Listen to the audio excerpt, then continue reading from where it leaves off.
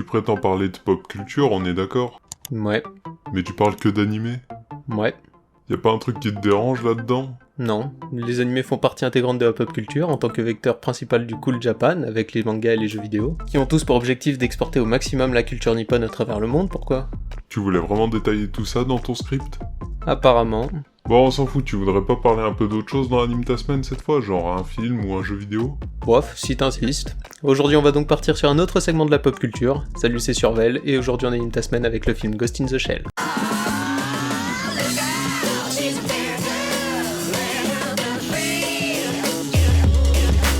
Tu le fais exprès, c'est ça? En même temps, l'émission s'appelle Anime ta semaine, c'est normal que la majorité du temps on parle d'animé. Sorti en 2017 et réalisé par Rupert Sanders. Je sais pas qui c'est. En fait, c'est le réalisateur de Blanche-Neige et le Chasseur, un film avec Chris Hemsworth, Charlize Theron. Non mais je m'en en fait, y a que toi que ça intéresse les filmographies. Ok. Bon bah aujourd'hui c'est toi qui mets une ambiance de merde, hein, mais bon ça va, c'est cool. Bref, ce film retrace l'histoire du major Motoko Kusanagi, incarné par Scarlett Johansson, qui porte le nom de Mira Killian. Dans un Tokyo futuriste, une entreprise à but putassier et lucratif décide de récupérer le corps de Mira Killian, une jeune femme censée être une réfugiée dont le bateau aurait coulé pour pouvoir transformer son corps en machine. À la suite de cette transformation, le major devient, le major de la section 9, un genre de FBI japonais avec seulement quelques membres. A savoir que le film comporte déjà un scénario ultra dense pour le major, du coup les personnages secondaires, ils paraissent même plus tellement secondaires, ils sont même quasiment absents. On peut même parler de caméo ici. Donc parmi les plus visibles nous avons Motoko, évidemment, Bato, Togusa et Aramaki qui sont présents dans l'anime Ghost in the Shell Standalone Complex, et un autre personnage du nom de Ladria qui après quelques recherches, n'apparaît que dans ce film. Cette équipe va donc devoir retrouver Kuze, un dangereux cybercriminel. Un hacker, c'est quand même plus simple, non? Car Kuze tente de prouver les méfaits de l'entreprise responsable de sa propre situation. Il cherche donc à éviter que d'autres personnes ne subissent le même traitement que lui et Motoko. Tu t'arrêtes là pour le scénario? En fait je préfère largement éviter les spoils parce que ce film mérite vraiment d'être vu et je comprends vraiment pas son flop au box-office. Pour un budget de 110 millions de dollars d'après Wikipédia, le film n'en aurait rapporté que 165 millions. Mais pour expliquer ce bid, on peut se pencher sur les critiques faites avant la sortie au cinéma. Attends, ça fait quand même 55 millions de bénéfices, plus la diffusion par les chaînes télévisées, la vente de DVD, la vente de Blu-ray, la VOD, etc. Je parle uniquement du résultat à la sortie en salle, parce que c'est le moment où on a le sommet de la hype pour un film. Et dans ce cas-là, en fait, on a un bid.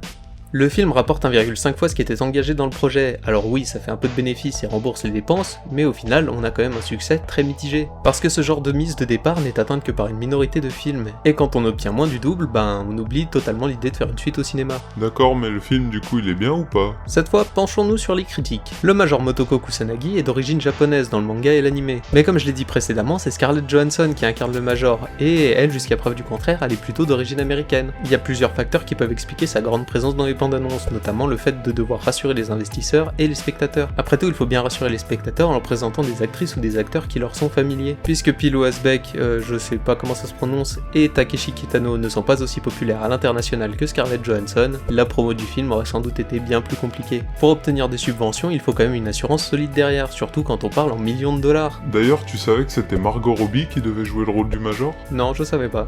Par la même occasion, ça annule ton argument parce qu'elle était moins connue que Scarlett Johansson.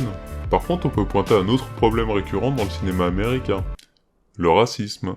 Le racisme? Ouais. De manière générale, le cinéma hollywoodien attribue plutôt les rôles principaux à des acteurs blancs, plutôt qu'à des japonais par exemple, pour reprendre le cas de Ghost in the Shell. Et en fait, c'est une des critiques principales faites à ce film avant sa sortie, même si de mon point de vue, ça ne fonctionne pas ici. Donc t'es pour le racisme dans les films? Bravo, belle mentalité Surveille, c'est à cause des gens comme toi qu'on a des situations comme...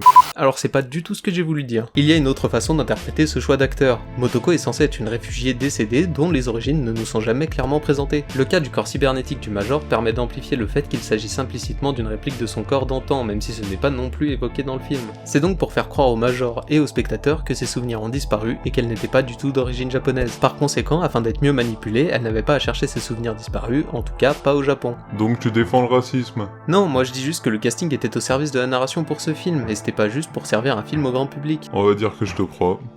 Même si je mens. Sinon, il y a peut-être autre chose qui aurait pu justifier cet échec commercial. Que c'est tout pourri? Non, mais d'habitude, les adaptations d'animé, c'est quand même un peu de la merde. Il suffit de prendre comme exemple Dragon Ball Evolution, qui est sûrement, en fait, l'exemple le plus parlant. Mais au final, Ghost in the Shell a juste hérité de la réputation de merde de ses prédécesseurs. Et du coup, toi, t'en penses quoi? Pour ma part, j'ai trouvé que c'était un excellent film qui figure d'ailleurs parmi mes préférés, un peu comme l'animé d'ailleurs. J'aime beaucoup les effets visuels, la musique et la mise en scène à travers les couleurs et l'univers cyberpunk. Je trouve que cette adaptation fonctionne très bien et en grande partie grâce au message diffusé à travers l'œuvre. Le racisme? Mais non, tu vas arrêter avec ton racisme. Bon ok, ça va, j'arrête. J'aime la façon de représenter les humains à travers la machine, la dualité entre l'homme et cette dernière avec l'omniprésence d'internet et du transhumanisme, parce que tel que l'on vit aujourd'hui, nous ne sommes plus spécialement loin de la fiction. Les premiers humains augmentés ne devraient plus tarder, et d'ailleurs les premiers devraient arriver d'ici une dizaine d'années, également accompagnés de ces premières dérives. Comme le racisme?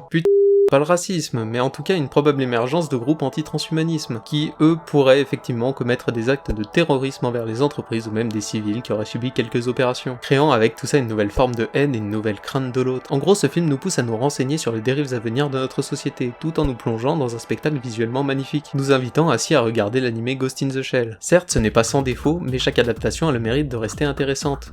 Bref, si tu es encore là, abonne-toi, active la cloche, ça nous ferait super plaisir, lâche ton meilleur pouce en l'air, partage cette vidéo à tes amis sur les réseaux sociaux si tu les aimes. Moi je te dis à la prochaine, c'était Survel et ciao!